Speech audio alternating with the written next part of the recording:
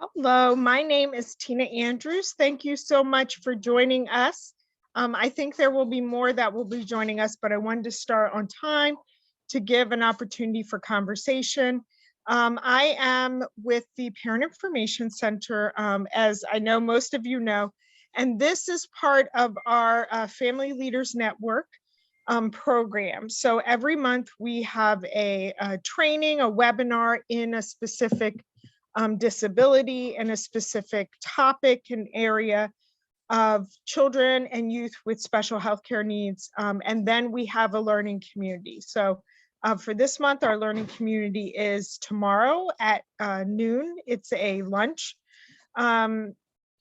webinar, and we will be discussing what we learned today and also looking at some specific cases of families of children with fetal alcohol spectrum disorder and some of the challenges that they're facing. And we will be providing resources and ideas to help the families navigate those challenges. And we will have professionals and other families joining us, as well as families from children with other disabilities besides fetal alcohol spectrum disorder. And every month we will have a new topic, new focus, and we hope that everybody will join us. What happens in Delaware, which I'm sure Kathy can speak to some other places in the US, but Delaware is very siloed, so that if you have a disability, the parents and the professionals tend to stay within that disability, even searching for solutions, resources, and we don't generally cross disabilities in terms of finding support. And so we are trying to cross communities, trying to find new options and solutions and ideas, especially since Delaware is such a small state, that we can provide each other with support. So if you are a family leader, it is a paid position. You would attend 2 trainings, or a training and a leader learning community every month, and be paid for your time, because what we know is that parents especially are often asked to take part in committees and volunteer things and are not compensated for their time, especially when they have to find childcare or also manage their child and whatever disabilities they have. So in our grants, we do make sure that our parents are compensated, and that our expectations are clear, and that you have other resources available to you. So if you're interested in that, we do have an application. You are more than welcome to join us regardless, for our webinars every month and for our learning communities. It is for everyone.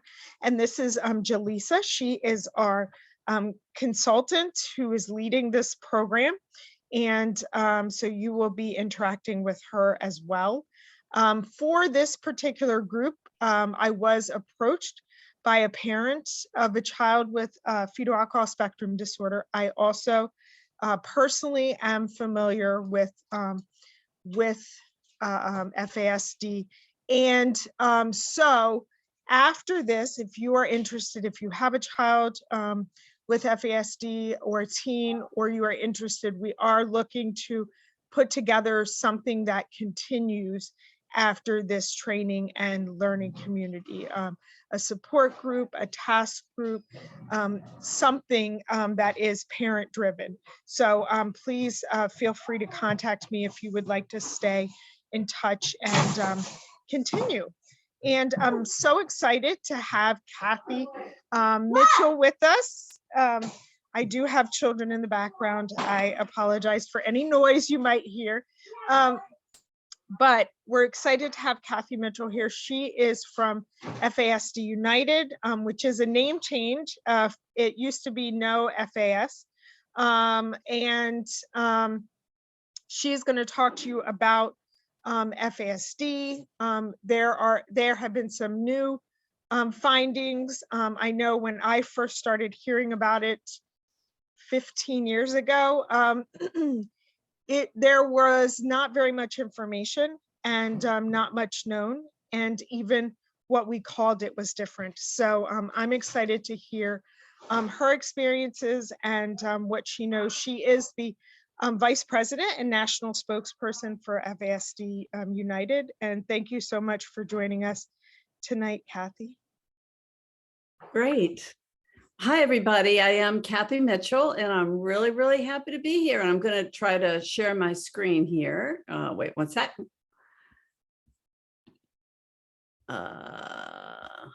Okay, wait a minute. Whoops. Okay, I'm getting this poll. Wait a minute. Did you want me to share? It's asking me to share the results of the poll. No, trying to shut that out. Okay. All right, can you see my slides? Can you hear me? Give me a thumbs up. I can see it. Yep.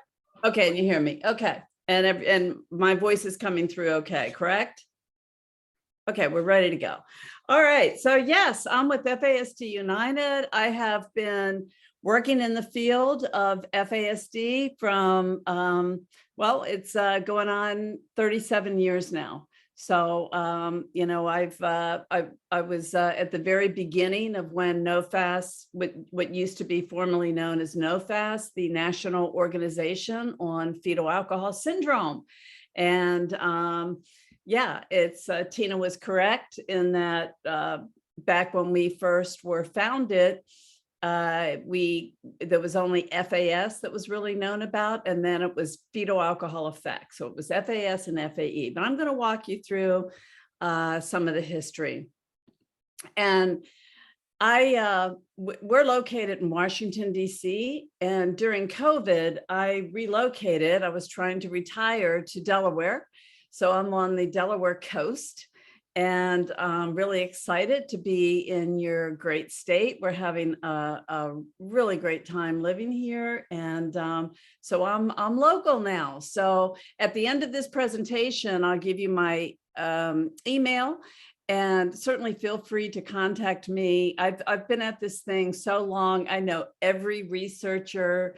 I know, you know, I know where to find the people and the people not to use. And so on and so forth. But I'm pretty well versed on the topic. Hopefully so, after so many years of doing this work. So the idea that drinking during pregnancy was not a great thing to do was actually something that was understood centuries ago. It's actually, some would argue it's talked about in the Bible, in the First Testament, in the book of Judges, the story of Samson, when Samson's mother, who had a difficult time getting pregnant, apparently finally conceives, and she says that an angel appears to her bedside, and the angel basically tells her that she's going to have a son, and that if she wants to have a strong son, she should drink no wine or strong drinks. And that kind of thing kind of went on for centuries in the ancient cities of Greece and Sparta and Carthage. It was actually illegal for a young bride to drink. Once she wed, she was not allowed to drink, and they would actually incarcerate young brides if they drank. So again, understanding that back in those times, having healthy children, healthy warriors was the ultimate priority. And up until the late 60s, actually into the 70s, they were using alcohol as a way to prevent premature labor. And so if a woman would go into labor too early, they would put her in the hospital and actually give her an IV alcohol drip. And they would give her enough alcohol where she would be legally intoxicated by today's standards. There actually is a cohort of families of women that actually had children with effects from these alcohol drips they were given. And NIH, NIAAA, the Institute on Alcohol and Alcoholism, actually kept that cohort, the family information. Sorry. All right. And so we know, you know, the CDC, we work with the CDC, we work with all the government agencies, and the CDC, is in charge of surveillance and public health. As we know, we've heard a lot about public health and CDC these past years. So they kind of measure for and report, what's going on with all health issues in the United States. And in this particular research project from 2015, non-pregnant women of reproductive age, that would be between the ages of 18 to 44, reported that they had some alcohol use in the past month. Over half of the women, more than half, which seems really low to me, but and out of the people that responded, 18% reported binge drinking. And binge drinking would be described as about 4 drinks in one setting. So, and with pregnant women, 1 in 9 or 11% of pregnant women reported any alcohol in the past month. Out of that 1 in 9, 3.9% reported binge drinking. So that's the real problem area. By the way, I'm going to go through a little bit. This is like a mini version of everything FASD. So a little bit about prevention, a little bit about alcohol use in women, a little bit about the disorder and the lifespan, and how it affects families, and then resources. So I'm going to kind of go quickly, and I want to leave enough time for questions. But it's that 3.9%. It's the binge drinkers that is especially problematic. So let me be clear. Anyone that drinks during pregnancy is at risk for having a child with effects, okay? And one of the things we know is that if you give animals, any kind of an animal, they've done it with primates, with fish, with poultry, with sheep, any animal that is given alcohol during pregnancy, they can actually create birth defects in the lab when it's just alcohol. So we know very clearly it's just the alcohol. It's not the diet or other drugs or trauma, although all of those things can make the situation, can compound the situation and make the results more severe. And that we know from,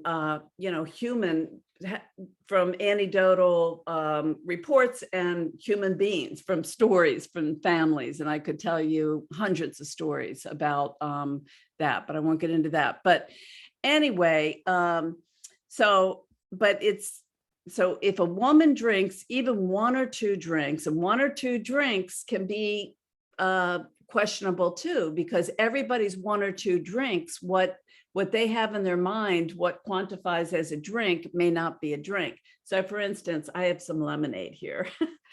If I reported to you that I only had 1 drink, this is a binge episode in a glass. And I have a little chart on that in a moment. But so you kind of get, those are some of the challenges that health professionals, that CDC, that we run into, and that women run into, because they are justifying, rationalizing, minimizing, well, I only had 1 drink. I mean, how much can 1 drink? So we know that 1 drink can result in problems, especially when it's a binge. So it's the higher level drinking of 3 to 4 doses of alcohol in one setting that we know is associated with measurable effects. But that doesn't mean that the child's not affected. It just means that we can visibly see it. We can more easily measure for it. So I'm going to, again, all of this is going to tie in by the time I'm done with all this. And also, well, I just made this point. Pregnant drinkers are likely to underreport what they drink. And it's because we all do that. I mean, I know when I've been trying to lose a few pounds, and then I have to write down everything I'm eating, and, it's like, oh, those M&Ms, that handful of M&Ms did count. And wow, look at all the fat and carbs and calories that was, So we all kind of do that. We kind of forget. We don't realize the wine glass looks so pretty, and we don't realize that really cool goblet or that 1 drink from the Cheesecake Factory or whatever is actually a binge episode, that it's a lot more than one drink, So we trick ourselves, This is a nice little chart that kind of describes fetal alcohol spectrum disorders. FASD was actually supposed to be used as an umbrella term, not a diagnostic term. But as time has gone on, Canada, which I wish we would do in this country, Canada uses FASD as a diagnostic term to include all of these. In America, we're still struggling. there's still meetings going on, but but it includes fetal alcohol syndrome, which we've already talked about. Most people have heard about that. I would ask how many of you have heard about that if it was easier, but I won't. I'm going to assume most of you have heard of FAS. FAS is the most rare disorder. It happens much less, more commonly than the other disorders. So we know it's a spectrum disorder and it's dose respondent. So it's all about when the drinking took place, how much alcohol was ingested on what day. And I have another chart that I'm going to walk you through that. But again, simply put, FAS is a medical diagnosis that would include specific facial features. I'm going to talk about those in a moment. It would be measurable brain damage or central nervous system damage, measurable damage to how the brain functions, and growth retardation at any one point in time. So that can be weight or growth or height at any one point in time. It could be at birth, or it could be a 9.5-pound baby that ends up being on the short side in adulthood. So at any one point in the person's life. Partial is where you would have the brain coupled with the face, or the brain coupled with the growth, but not the facial features and the growth. And the reason for that is the facial features occur during the first trimester, during early pregnancy. The growth is impacted during the middle to late trimesters. So it's thought that when we see partial, it really is where the drinking, typically took place in certain trimesters. We used to use ARND, alcohol-related neurodevelopmental disorders, to describe when someone has brain issues, and I'm going to talk about those too, but doesn't have any of the biomarkers. So they don't have growth issues nor the facial features. That is the most difficult one to diagnose and the most prevalent.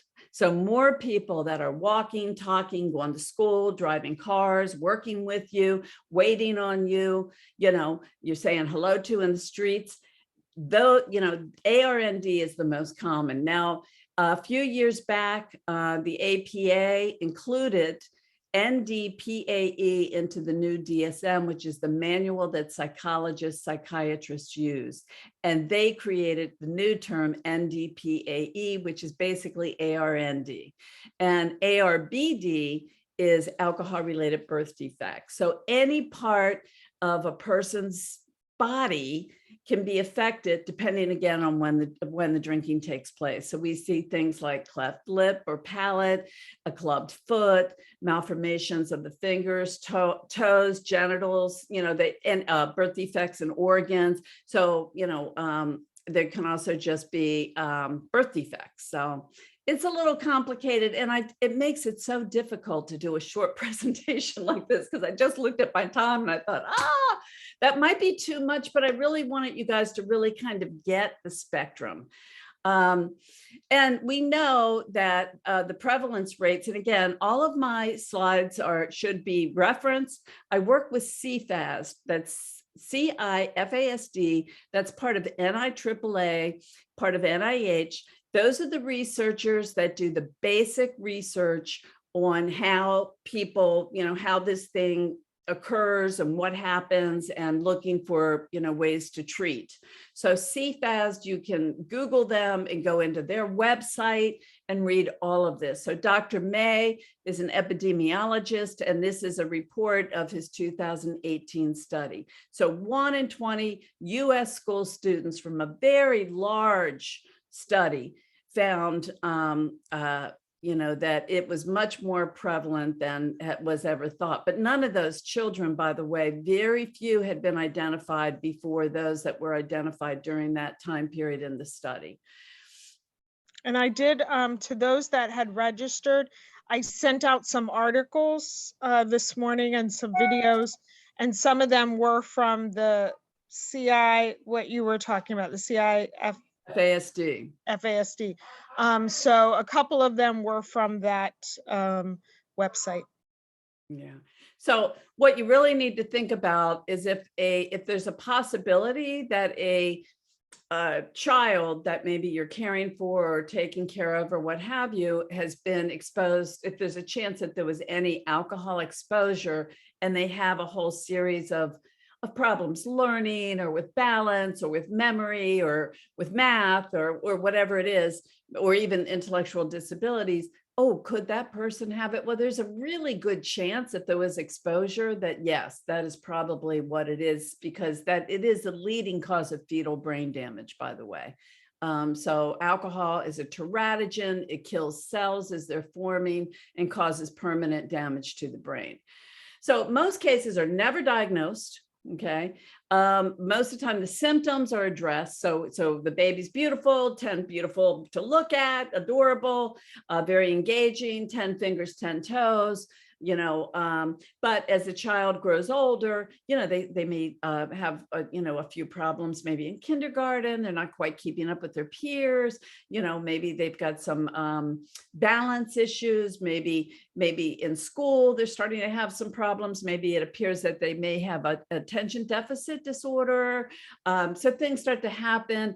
The professionals are called in, the referrals are made, pharmaceutical interventions occur, or family, environmental interventions, but rarely is the question asked, how much alcohol was the child exposed to get to kind of the core of the problem. So very few healthcare professionals, physicians are trained, educators are trained or are very knowledgeable. A lot of times people have been to one lecture, if that, or they've heard about it in medical school, but they've never really known anybody with it, and there's a lot to that, which I'll kind of cover some of that too. Family members usually have to become content experts, which is, kind of how I got into this, which is another story that I'll get to a little bit later. There's a lot of hostility around this issue, a lot of blaming and shaming. Birth families are kind of blamed and kind of not included a lot of times in parent groups, and kind of, if it wasn't for his mom, that sort of thing. And then adoptive parents or foster parents are kind of, told things like, well, you don't really know how to parent very well, maybe you should be disciplining him. And they're like, well, I've raised 6 other kids and they don't have these problems. So, it's kind of the poor parents, are blamed for the child's behaviors, because nobody's getting that this child has a disability that we have not identified yet. And it can cause a lot of emotional problems and problems within families. And I've seen a lot of adoptive families that fall apart, which is so sad. So it's so much stress and tension, there's just a lot. Now, the other part is the other drugs. And with research, it's really, really hard. It's impossible, of course, with humans. You can't give them, pregnant women, alcohol and other drugs and see what's going to happen, but they do that on their own. So, again, it's all, kind of trying to capture things honestly and understanding.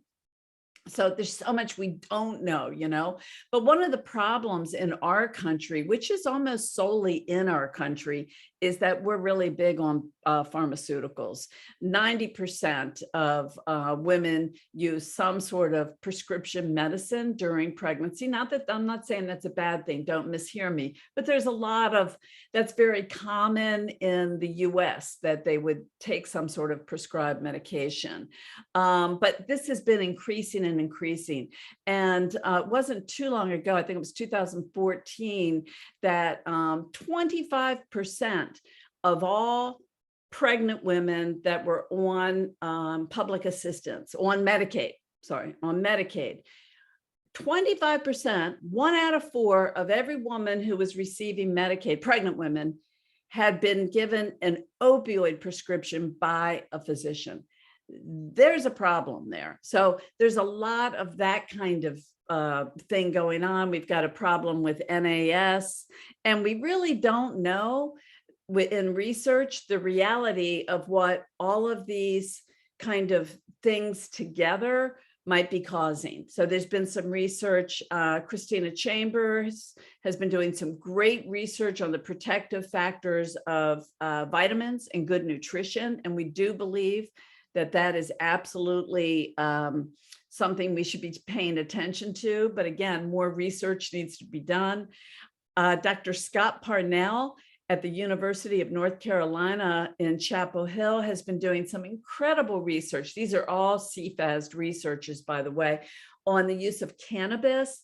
And he found that when women use alcohol, when there's exposure to I'm sorry, it's not women. It was actually in animal models. In animal models, when with a combination of alcohol and cannabinoids, which is, anyway, found in cannabis, that the risk for malformations went much higher than when it was just alcohol. And all of these slides I can give to Tina if anybody wants more information, or you can email me for them. And so the big problem is physicians aren't asking women, because a lot of times people are like, well, we've known about this for 50 years. Because it was, 1973 when the first paper came out describing the fetal alcohol syndrome. Why are some physicians still telling women it's okay to drink? Well, it's a really good question. A lot of physicians still don't routinely ask. They're not screening. They don't use screening tools routinely. There's kind of this idea, well, I don't really do that. That's not my thing. I mean, I take care of women's health and deliver babies. That's not what I do. We do work with the American College of OBGYNs and the American Academy of Pediatricians also. But there's almost like a stigma, like, why bother these women? There's nothing I can do. There's nowhere to send them, no solution, no problem. And none of that is true, but it's all permeated. All this stuff has been it gets passed on. And that's what we work really hard to change. Women, again, are afraid to death of telling the truth. If a woman has used during pregnancy, they're villainized. It's almost like a witch hunt. If she's used and then, drank, I get a lot of calls. I'm a therapist. I'm a licensed therapist. I get calls at what used to be NoFast from women who are hysterical. They're crying. They're reporting to me that they were drinking. They didn't know they were pregnant. They went on a cruise. Well, this was before COVID. Went on a cruise and they drank for 5 days in a row at excessive amounts. Could they have harmed their baby? They just found out, these kinds of things. So these are part of the story. There's a lot of stories why women drink during pregnancy, but typically they don't know that they're pregnant. They're mixed up by family members or the media giving them mixed messages, or most typically they're women that struggle with an alcohol or substance use disorder, which is a disease. And women are scared to death to tell the truth to physicians that they will lose their children and that they'll take their baby from them, and worse yet, come into the house and take their children from them. So women hide it and go into hiding, and they try to deal with it on their own. So the old, just a little bit about an alcohol use disorder, the old medical model used to kind of think that people didn't care about their health. They did it on purpose. It was kind of a self-inflicted disease. If they didn't drink so much, they wouldn't have it. You can't be an alcoholic if you're young. It's a mental health disorder, slow suicide. And today we know, again, through the work of NIAAA, this is something that for a lot of at least 10% of the population, people are born kind of environmentally at risk for having an alcohol or substance use disorder. So we know it runs in families. There's risk factors in how you metabolize alcohol. The environment plays a big role, kind of where you grow up, what drugs are out there, how addictive the drugs are, what's permissible in your genre, and if you're a college student and everybody's drinking starting Tuesday night every night and on the weekends, and you have a grandfather who is an alcoholic, I mean, there's a good chance that you could kind of engage, kind of get that addiction going. And once it kind of kicks off and you cross that kind of invisible biological wall, there's no coming back. And kind of that's how it plays out. So there's a lot to it. Kathy, Yeah. I am not seeing the screen advance the slides. What do you see? So I see the view of all of the slides, Well, and that's it's on slide 35. okay. Well, what I am looking at is my whole page says alcohol is a teratogen. Can anyone else that's on the call, on the Zoom meeting, confirm that you're seeing what Tina's seeing?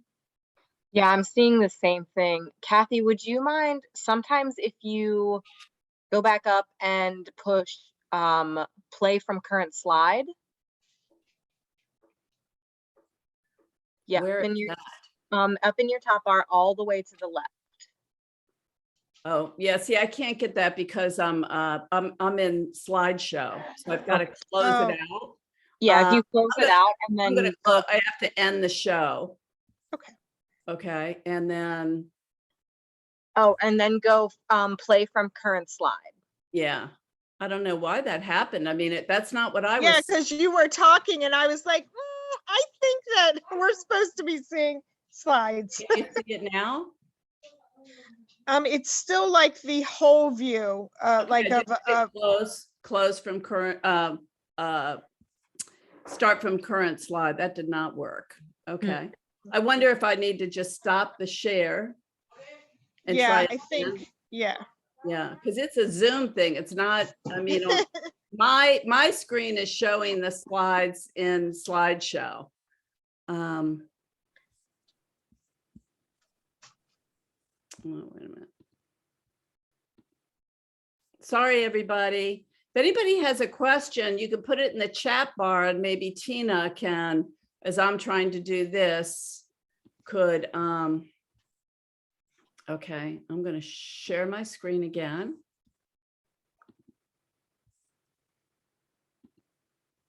Okay, do you see the slides all broken up like slide sorter right now? Yes. Okay, so I'm going to now play from current slide. There we go. Okay. Yep. Wow, that's really strange. Thank you. I'm glad you spoke up. Was that the way the whole time? You weren't seeing any of the slides? Oh, no. We were along for the ride though. We were. Okay. All right. I am so sorry. Okay, so we talked about this. So, 1 beer, 1 shot of liquor, or 5 ounces of wine are all the same amount of alcohol. Okay. And this is a great little chart. This is on our website. It shows the stages of fetal development and helps people to really understand why there is a spectrum, so that if drinking takes place in the first trimester, that's where you see the actual birth defects occur. Okay, so if no drinking takes place in the first trimester, you could never have a person diagnosed with fetal alcohol syndrome because they wouldn't have the facial features, which is a criteria for FAS. Okay, but that doesn't mean their brain isn't affected. The other, we have a question here. If dad is a heavy drinker, but the mom didn't drink, can the child still have this? No, this is about after conception. So that would be prior to conception. Now, we don't know because they really haven't done enough research on paternal effects. So anecdotally, you'll hear people report that the father was a heavy drinker, the mother didn't drink, but this particular disorder is about exposure after conception, okay? The other piece that you don't hear a lot about, which makes me very sad because you should hear a bunch more about it, is that prenatal alcohol use is a leading cause of both fetal and infant death, including SIDS.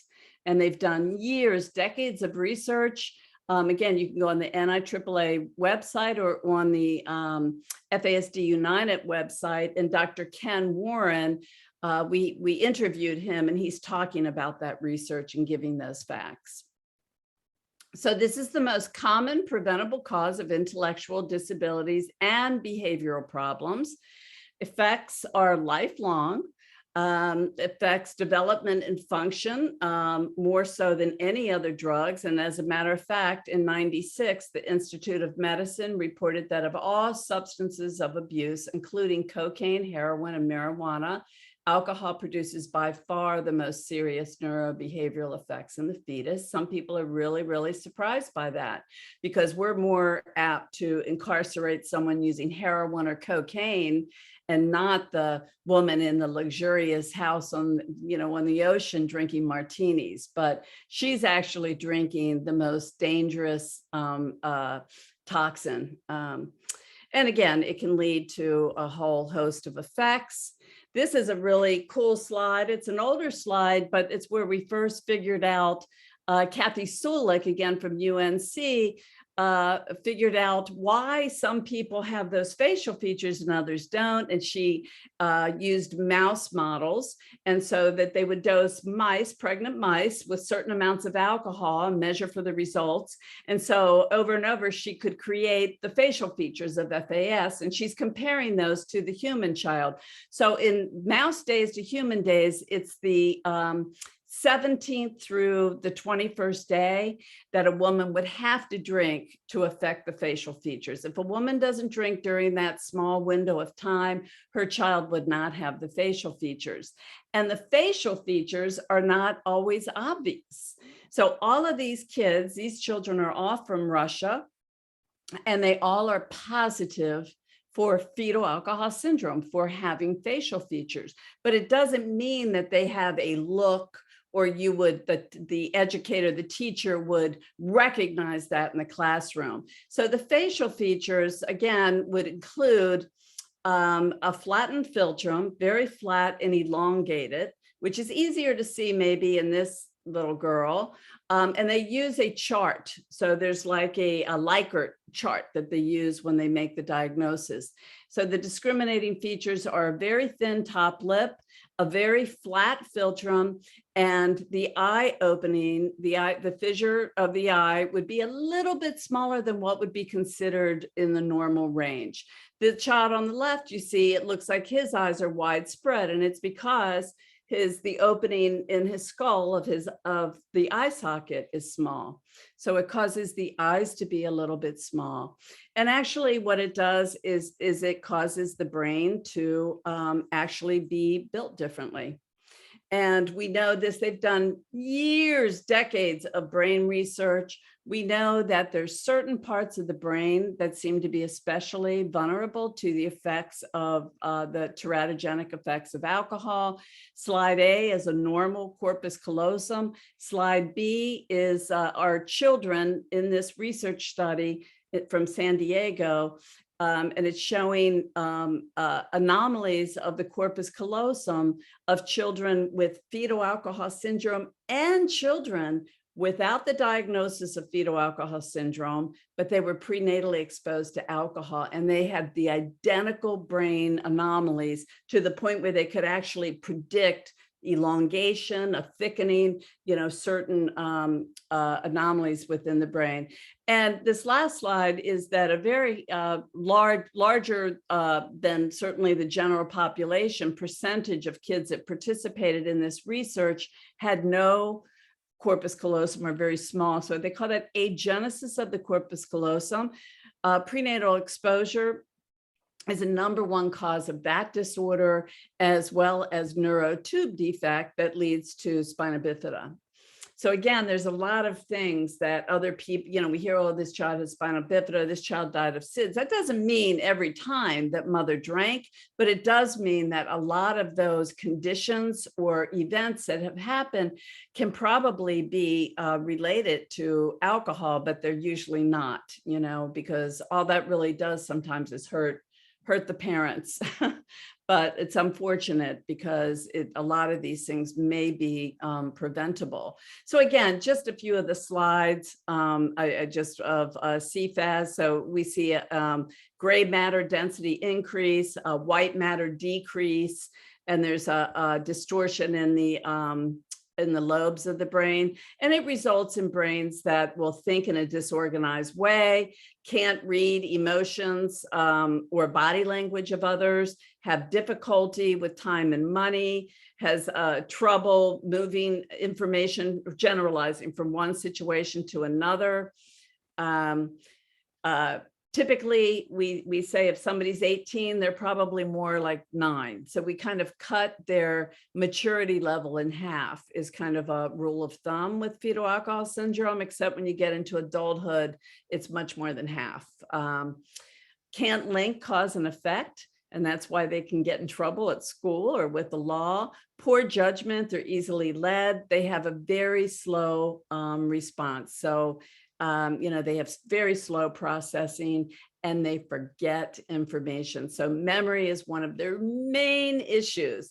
Now, for those this is Deb Evenson's work, a very dear friend of mine, an Alaskan educator who's an expert in this, teaching children with this condition, but she reminds us that learning theory is how our world is built. So not only does this start in school, but it continues into adulthood. So learning theory says that, you're an adult or you're a student, you're in middle school now, you're capable of learning a rule or a principle, understanding the underlying concepts of that principle and remembering the concepts. And when you have issues in all 3 of those areas, then we know that these, individuals with FASDs are going to struggle throughout their life. So not only do they struggle in school and it becomes more problematic in middle school and high school, certainly college can be really challenging for a lot of these guys, even though they may have a normal IQ. A lot of these folks have a normal IQ. Not everybody has a real low IQ. It's usually on the lower end, but not all the time. I mean, I know 2 PhDs with the FASD. So again, if you look at the domains on the left, and this is Dr. Paula Lockhart. She was from Baltimore, from Kennedy Krieger, a wonderful child psychiatrist. She's no longer doing this work, but I love this chart because she broke down that when we say a child has an FASD, we kind of know that there's going to be some problems in those domains listed on the left, okay? But that's where the environment comes in. So they can be with each individual expressed either mildly or severely. So a child that's been abused, had trauma, been in 16 different foster care homes, had a poor fit where teachers are punishing them for forgetting their homework and that sort of thing.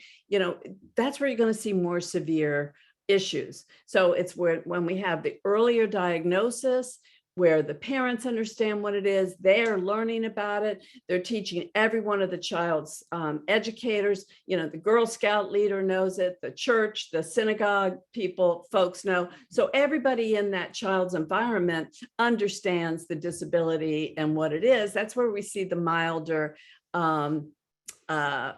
behavior. So again, can include all of those things. I won't read them to save time, because I kind of ran out of time. Sorry, because of my bad technical issues here. Excuse me. I'm going to stop shortly here, but by the time we get a correct diagnosis, if we ever do, a lot of times these kids have like files and files and files. I mean, you have to carry them in a cart. And they've been they get a whole array of diagnoses, and these are very typical, but there's more. And I'm sure there's more new disorders that I don't even know about, but these are all very characteristic of a person with FASD. People will say, well, do they have all those disorders? Well, they do meet DSM criteria for all those disorders, but for the most part, we're really talking about the core problem, the core egg of this is the exposure. And because there was exposure, there's all of these things that manifest, and they can be environmental, because they don't have friends, and they can be, but now some of them could be co-occurring. So I know six individuals that have Down syndrome and FAS, just to give you an example. So sometimes a child would have had issues anyway, genetically. So again, not every woman who drinks heavily or moderately or once in a while has a child with measurable effects. It's my feeling if you really dig hard enough, you kind of might find some of the issues, but they're not looked at as having a disability. Certainly not all children have the same disabilities. I mean, even in twin studies with two twins, that with the same exposure, we see very different outcomes. I have a young lady right now I'm working with 2-year-old twins, and they're identical, and they have different facial features, which is very interesting. And again, there's many factors there.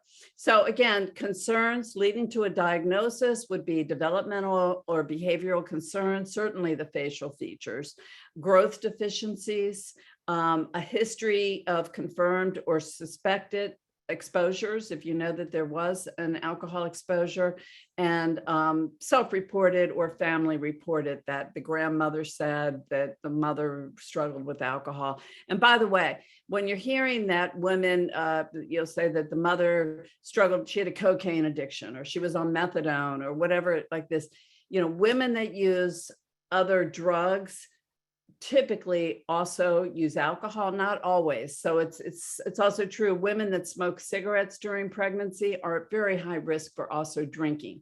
So there's that too. So I'm not going to go into this. That's actually a little bit about my own story. I have a child with FAS, and I was going to tell you a little bit about her. I will tell you that the short story, sorry, there's somebody I think coming in here. Hello? Oh, sorry. The short story is that I'm from an alcoholic home. My father was an alcoholic.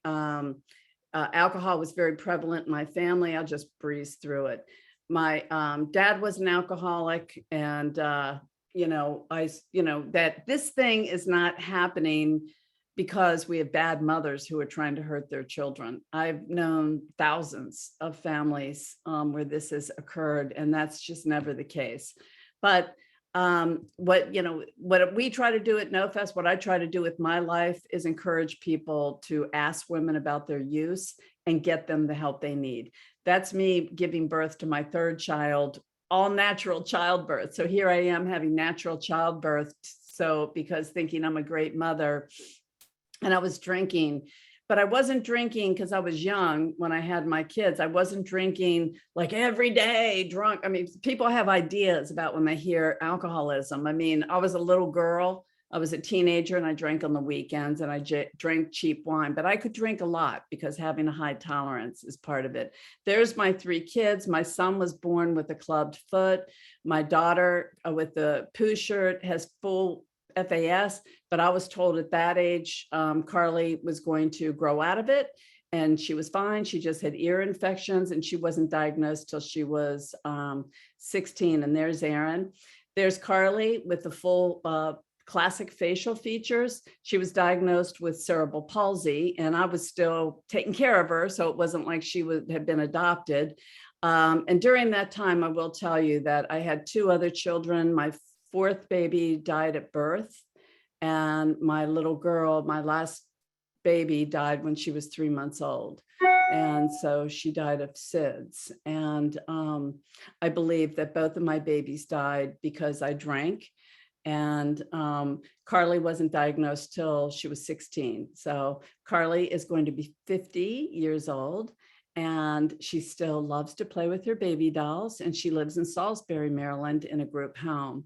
Erin has chronic health conditions. She has all kinds of autoimmune diseases and chronic headaches and just lives a life of complete hell. I believe that has everything to do with me drinking during pregnancy. And Dr. Joanne Weinberg has been studying that. So again, I think alcohol plays a huge role in damaging the how a fetus develops, and it becomes lifelong. So there's a lot we have to learn about. Those are my three beloved grandchildren. I actually have 5, but 2 of them aren't bio. But I wanted to show their pictures because we learned about FAS. My children learned about FAS and they did not drink during pregnancy. So we stopped the chain of that. And that's what we want to do. This is preventable. We want to stop the stigma. We want to get the message out. And again, want to honor if we have adoptive families, foster families. I work with birth mothers all over the world. Thank you for taking care of our kids. This is something we all need to come together on and stop blaming and do the best that we can to make it a good world for them, but to prevent. So we do a lot with stigma. I'm actually writing a paper right now with CDC, and it leads to discrimination, not only for the parents, but for the child. And what we're doing now for a lot of women that whose children are taken, which the children always have to come first, but the mother never gets the benefit of treatment. Treatment works. I have been sober for 38 years.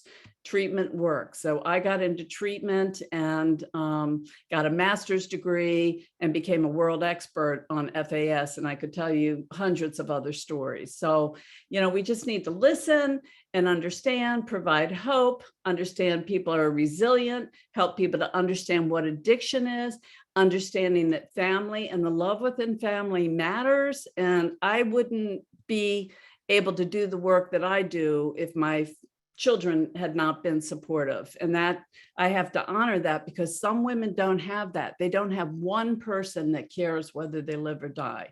And that's why we do a lot of work trying to help those women to stay sober. Done a lot of work with the media. There's Carly with Mariska Hargitay. Got to write a show on Law and Order. But if we understood the stories, I think we could have much more compassion and do a better job of stopping the insanity of all of this. I run a support group on Thursdays at 7 p.m. Any woman who has used any substance can attend. We have women in long-term recovery, and we have had, I started it in COVID. We've had 5 babies born that have been in a circle of women in long-term recovery, helping them to stay sober. And there's just a little bit of information about FASD United. We're on the website. We have great YouTube videos that you can access. And we just hired a family navigator that can help you find services, although she emails me every day to ask me, do you know anybody in Delaware? It's like, it's funny. But anyway, so there's my information. And I managed to leave like 8 minutes, or maybe now it's only 6 minutes, but I talked really fast and I'm sorry for that, but I'm going to shut my mouth now. Oh, thank you so much for sharing. It was hard to listen to at some times, and having a child with that and knowing, the brain changes that have happened and the things that they have to experience and go through. Sorry, my dog is joining us too. But thank you so much for sharing your personal story as well, because I know that some people are connecting with that. There does need to be more discussion, less shame, and more empathy in all kinds of different areas of drug use and recovery and birth defects and disabilities, all of that. We do have a question by Kathy in the chat. Is there any difference in the treatment or tools in the toolbox with conditions caused by FASD versus opioid, other drugs, genetic mutation, other origins? Thanks. Thank you. Yes, there is. Yeah. So children that have only been exposed, like children born with NAS, only been exposed to opioids, that is not a teratogen. And so if that was the only exposure, it's really believed that by the age of 2, if the child, of course, survives the early, the early months, so that they develop normally. So it's the alcohol that really causes the permanent brain issues. There have been, and the CDC, if you Google CDC FASD, there are evidence-based interventions for children with FASDs. There are, go to our website. I mean, there's so much on there. There's a curriculum on how to educate children with FASDs. Oh, there's a great, my favorite video. It's called 8 Magic Keys, was developed by the Anchorage School District, and Deb Evenson was one of the authors of that. But it's a short video. It's kind of an animated piece. It's the best video. It breaks down the 8 kind of core issues and how to prevent some of the troubling behaviors. So there's a whole lot to know, but it's really structure, routine, predictability, and an understanding of the disability. So you're not punishing the child for behavior that they can't change. It's really understanding their disorder and modifying the environment. Yeah, I want to say one of my children has FASD, and we medicated her for years for ADHD and other things, and then fortunately found a developmental pediatrician that did a full brain scan and said, this is FASD and it is not going to be, you can't medicate. And took her off all the medications and got us tools that actually will help.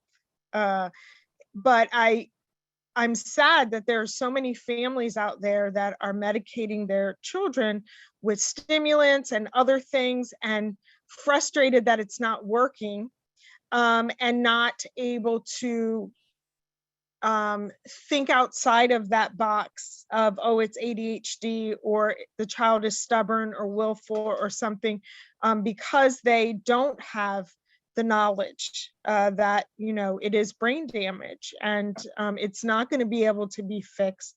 And you have to work around that. You have to work with that knowledge. Yeah, and one of the problems is that oftentimes psychiatrists or psychologists aren't educated at all. And the only thing in their toolbox is writing prescriptions, unfortunately, to try to address the problems. And it can make the issues worse. And so a lot of times it's trial and error, but you are very fortunate that you found a doctor that recognized that and looked to find the answers for you, because I have seen some really poor outcomes when that does not happen. And it's hard, not only on the child, it's unfair for the child, but on the family, and it affects everyone. So I just want to say, God bless you, because that's a beautiful thing. You're doing great. We have a question from Rachel. What are the risks to babies where moms do binge drink over a weekend in early pregnancy before they know they're pregnant, in the first 4 to 8 weeks of pregnancy, when missing a period may not be noticed? Oh, the risks are severe, because the brain stem can be, that's where you get the neurotube defect. The brain starts to develop then. That's when the face is forming. So that's between the 17th through the 21st day after conception. So can have very detrimental effects. And that's one of the issues around this. It's really difficult to prevent. What we say, if you're planning a pregnancy or you could become pregnant, that you shouldn't drink, or you should protect yourself from pregnancy. So, because if you're drinking and you're at risk for pregnancy, it's a dangerous thing to do, because you may not know you're pregnant yet. And Rachel, if someone is going through that experience, I encourage them, share that with their doctor. Kathy has been mentioning fighting the stigma, but doctors are keeping that in mind now, I know that there's some fear behind that. I had a baby just 8 months ago, and that was the first thing. I was like, I had no idea. I was so fearful of what could happen, and I think I was so afraid that I did let my doctor know, and we did, and I don't know if you see this, Kathy, but we did increased scans at MFM, for my first 26 weeks of pregnancy, to check on his heart, to check on his neural tube forming. And Tina was along for the ride.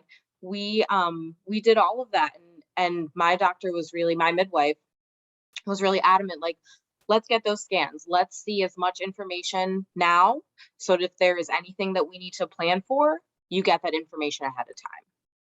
That's excellent. And again, like I said, ACOG has a very strong stance on this. We do a lot of education. If a woman is ever in a situation where she discloses to their physician and it's an uncomfortable exchange, then I think you should look for someone that you can talk to. We work with midwives. It's really important. I had one lady that called me. Her son had just been diagnosed with FAS, who was 4. And we talked about it. She started crying and she said she had a new doctor. And the first time she went, the doctor said, now you don't use alcohol or drugs or anything. And she went, no. And she was drinking. And she said she was so ashamed, she just could never tell her. And anyway, she ended up continuing to drink because of all the shame. It just snowballed. So you can see how these things happen. But having a good doctor that you can talk to is the most important. Every woman deserves that. Every mother deserves having that kind of treatment. It's really important when you're pregnant. I am going to put up 2 polls for those that have attended. If you can please fill those out. We are not ending the call. You can continue to ask questions, but for our data, we need to have the evaluations filled out, and hopefully Kathy will be able to stay a little bit for those of you with questions and conversation. Amy asked in the chat, what happens to the FASD brain as we age? Oh, that's really scary. As I said, my child is 50. And unfortunately, I mean, this is something, it's just, I work with a lot of tribal communities. And one of the things that you'll see there is they'll have a lot of, problems depending on what tribe and area, but it's not uncommon to find people with dementia. So that's, they do seem to, my daughter has a lot of seizure activities, and, she operates more like, she functions more like she's in her late 60s instead of 50. So she's very slow processing. So, if you don't have a healthy brain, it's not likely, and you can't like kind of work your brain out, it's not likely you're going to have a great outcome in, older age. And I do see Latanya has had her hand up if she wants to ask a question. Hi, and everybody was unmuted. Yes. So how you going? I just asked it in the chat. With the extensive screenings, like Jaleesa had mentioned, is FASD detectable? Can you screen for that during pregnancy? Well, the 2 ladies that spoke earlier, or Jaleesa, is that your name? Jaleesa, she could probably speak more. There are some researchers that do sonograms looking for, for things that might be visible. Sometimes they can see brain damage, but all in all, this is something that is diagnosed as a child gets older, unless there's really profound characteristics like facial features or other problems when the child is born. Most physicians want to wait till the child might be 6 months, sometimes even a year or 2, to see how they develop. So it really depends on each individual case and the spectrum of issues that they might be seeing. And Jaleesa, you may want to comment more. Yeah, and so at maternal fetal medicine, the providers there, they'll look for those big things that Kathy mentioned. So like my spouse and I, we weren't planning on getting pregnant, and our son is a welcome surprise. But they look for some of the larger things. They check to make sure that his neural tube was forming appropriately. They check for like heart defects. They check for like the early markers of like spina bifida, things like that. And, you know, and again, like I was taking medication at the time. The election happened in the very early stages of my pregnancy. And I remember being like, I drank a whole bottle of champagne. And I told that to my midwife. And I was so fearful. I know, you know, I've seen the things that can happen. And I before coming to PIC, I was working with moms that were pregnant or recently had children, and they identified with having substance use disorder. So like I knew some of the hurdles that my mamas and their babies were going through, and I was like, oh my gosh.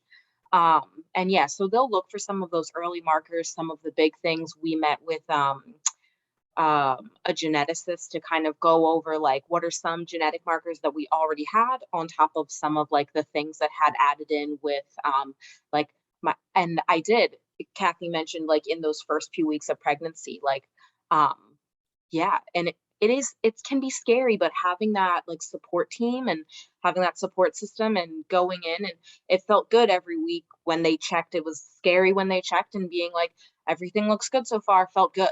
And every week, you know, it was kind of like, but we knew if something did show up, like we started to create that support team, that support system just in case. But it's mostly just like they look for the early markers of the big things, the neural tube forming, heart forming, any early signs of spina bifida. They kind of look for like cleft palate as much as they can see. And going to MFM is a little bit different because they've got like the high power everything. They've got the people there that are really looking for specific things. The doctors there are very versed with having like mothers and babies that are high risk. So yeah, and it can feel shameful in the beginning, but really being able to say that gives you more information than like feeling like you have to hide in the dark. Well, like Kathy said, like if you are not satisfied with your care provider, find a new one, right? Because you're going to want a team to support you and your baby that is not shaming you and is not making you feel you know, like you did this to your child, like not making you feel shamed.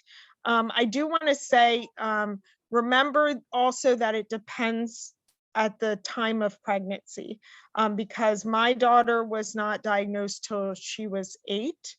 And we had gone to Kennedy Krieger for an assessment before that, but she didn't have all of the facial features. And this was like 16 years ago, 17. So, you know, they said she had exposure, but she, you know, she couldn't have the full diagnosis. And it wasn't until later when she was 8 that we got the full brain scan, and the neuro psychologist, the doctor, sat down and told me, like, this is what this means. Like, she cannot hold things in her short-term memory. Like, you know, she may not independently be able to do X, Y, and Z.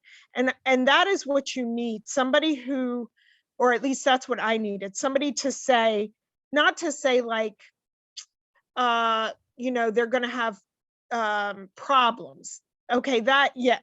But to explain to a parent, like, this is what that might mean, this area in the brain that's underdeveloped. So here's some support. So like what the doctor told me was like, she needs to write stuff down because she's not going to remember formulas and passwords and things like that. So you need to teach her to carry a notebook, or to use her cell phone to keep information that she can always have available. So in a classroom situation, I made sure that she always had that in her IEP. And so she didn't feel like different she could access things that she needed. But I would never have known that if I hadn't had quality medical care and counseling. And unfortunately, like Kathy said, that's not available everywhere. And I think that people don't understand He was FASD. sitting at the basketball court when I went by.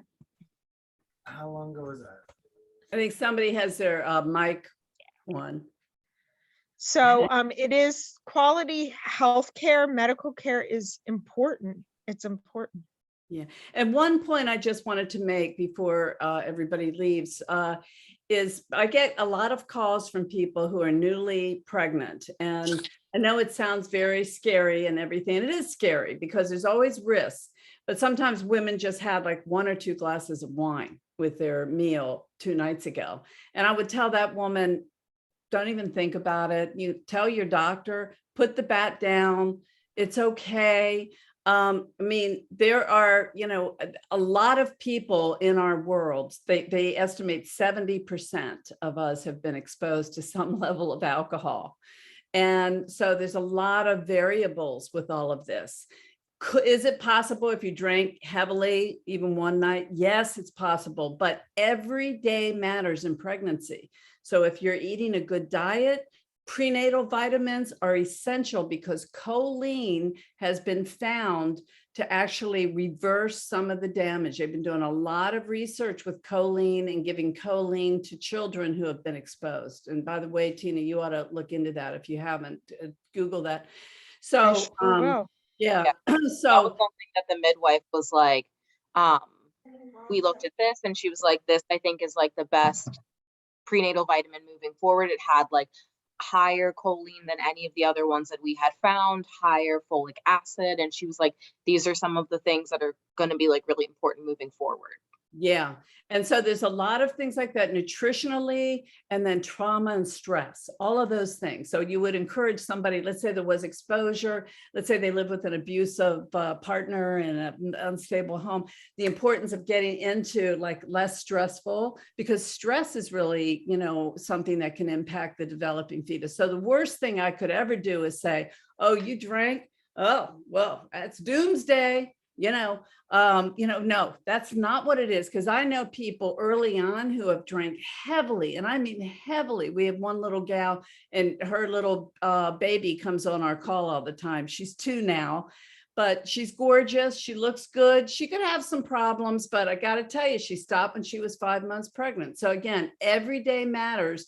And we don't want to stress women out or shame them or make them feel like, a lot of times they're like, should I terminate? I would never suggest but that's completely, that's something, they need to talk about with other people. That's not this is not an issue where it's like a drug, where it's like, if you took it, for sure, your child's going to be having birth defects, for sure. We can't ever say that. We can't. We don't know why some babies are born and some aren't, but they think the fetus may actually be more susceptible. Some fetuses are just more vulnerable. I am going to end this post test and put up the evaluation. If everybody could please complete that. It is the evaluation of the entire webinar, and we really appreciate the information. And we will Keep my also number, keep my name, my email. Don't feel free to check in with me if there's something you need. I'm happy to help you out. and also we will make the slides available. And tomorrow we have our learning community where we will be talking about this subject, but we're going to be talking about it in terms of some of the challenges of raising a child and teen with fetal alcohol spectrum disorder, and what resources are available in Delaware, and what resources we can refer each other to. So you don't have to have a child or a teen with FASD, but if you are knowledgeable about disabilities, about resources, about medical care, then we would love to have you join us. It's at lunchtime And we will be having a discussion similar to this, and hopefully you will learn a lot. Does anybody else have any questions while we are finishing the evaluations? Thank you for all the thank yous. All this, I feel very supported. I was a little afraid about it, but thank you. It's been an honor. Kathy, I have a question. Have they studied FASD in different racial and ethnic groups? Not really, no, not to that degree. Yeah, because I mean, they may have studies where they break that down. You know, there's some studies, larger studies where they've collected demographics and that sort of thing. So they do have demographics, but not to the point of kind of really understanding it. One thing they do know across the world, it doesn't matter what race, you know, what country, you know, what it's pockets where there's heavy drinking is the social norm. They have high percentages of full-blown FAS. In areas where there's more social drinking, that's where you have more the FASDs or the, you know, NDPAEs, the, you know, the brain effects without the facial features and the growth. I was just thinking about like Native American communities, and even like, you know, that there's a genetic, you know, predisposition. And I know in my own family, I come from a long line of alcoholics. I mean, generations. So I don't drink. I never have, just because I feel that I'm vulnerable to that, just because everybody, basically, You are. most people in my family are alcoholics. And so I just never wanted to even put myself at risk for that. But so that's why I was asking, like, have they studied like particular groups to see if there is a higher percentage, or, you know? Yeah. Oh, yeah. There's a higher percentage for sure in Native American communities, but they also are looking for it. But there's also higher percentages in urban populations, you know. But again, they, you know, if you start Googling and asking those questions, you'll find Phil May's research is really informative in terms of understanding kind of some of those racial breakdowns. And here in the US, yeah, I mean, you can look at the demographics of different research projects of epidemiologists that have, you know, looked into it. So, but really the race doesn't matter as much as drinking patterns. It's all about drinking patterns. And I will tell you this, because this is something a lot of people, again, you know, back to the way we stereotype and discriminate and have a lot of prejudices in our culture. The woman who is most likely to continue to drink after knowledge of pregnancy is the well-educated Caucasian woman in her 30s. Yep. So, and somebody put their hand up. I don't know if they're still on the call. Robin? Yes. Hi, I just wanted to, my camera doesn't work. That's why I don't have my camera on. I just had a question as far as breastfeeding. After the baby is born, and the percentage, like, is there a amount of drinks that you can have that is acceptable that won't pass through to the breast milk? By any chance, do you know that? Or it all passes through. So you have to do the pump and dump. You know, if you do that, you know, again, I can't really speak to like the pump and dump, but, you know, there's certain, you know, they'll tell you how much you can have and, you know, how long you have to wait. But yeah, you do not want to just consume alcohol and then breastfeed, because the baby will get the full concentration of the alcohol. And Dr. Alney from Washington State years ago had done some research into that, you know, because the the baby's brain grows from the 6th month of life to the 6th month of pregnancy to the 2nd year of life is what they call the brain spurt growth period. So neurons, the brain is just growing leaps and bounds every single day. Things are popping and growing. So it affects the baby's development if you breastfeed. So they did it in animal models and found that there were some measurable effects on animals that were being exposed through breast milk. So it's not something that's suggested. And again, ACOG has some good information on their website about that. So you can drink, but you want to pump and dump. You don't, you want to really be very deliberate about not exposing. And same thing with other drugs, by the way. Everything passes through the breast milk. ACOG is really great. Kathy mentioned that a couple times, and it's an acronym. The letters are ACOG. And if you just get online, you type in ACOG, ACOG information will pop up, and you can go on there and search. And it's got research, it's got articles. I looked up just like constantly. I was like typing in ingredients, like in my skincare. I was typing in like foods. I was a very nervous Nelly. ACOG is great, and you can literally just go on there. They even have an app that you can download onto your iPhone or whatever phone you have, and just look directly on there, and it will tell you all the way from like deep scientific research right down to like more of like layman's terms that you can just feel really comfortable with having it like right in your pocket. Yeah. So let me put a plug in here.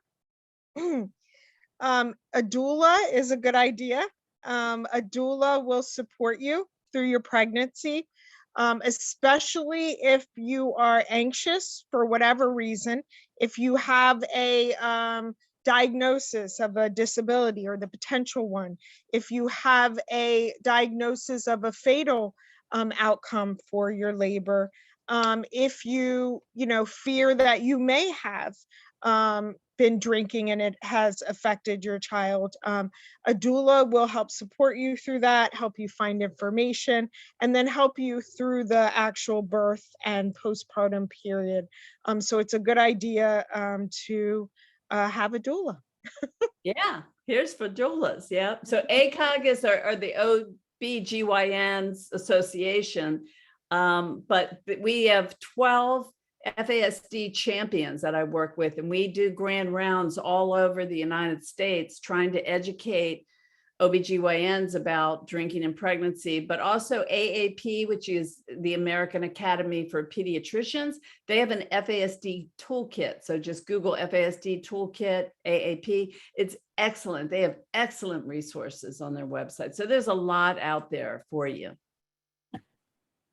And let me also put a plug in here for PIC. We are a parent training and information center, which means that if you start noticing in early childhood developmental differences, if you start noticing your child is having trouble in school and might need assessment or special education, we do have parent consultants that can support you in that process as well.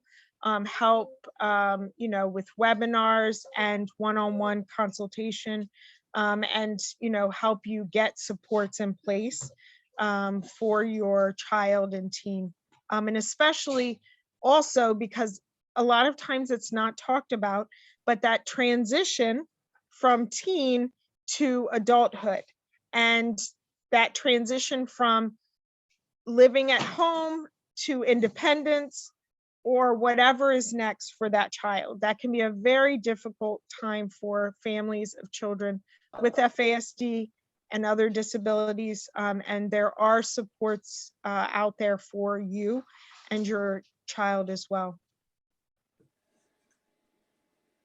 Well, it was nice to meet everybody. Thank you so much. And I hope that our paths will cross again. Thank you. Have a good night. Thank you, everybody. Thanks so much. Bye-bye. Hey, everyone. Bye.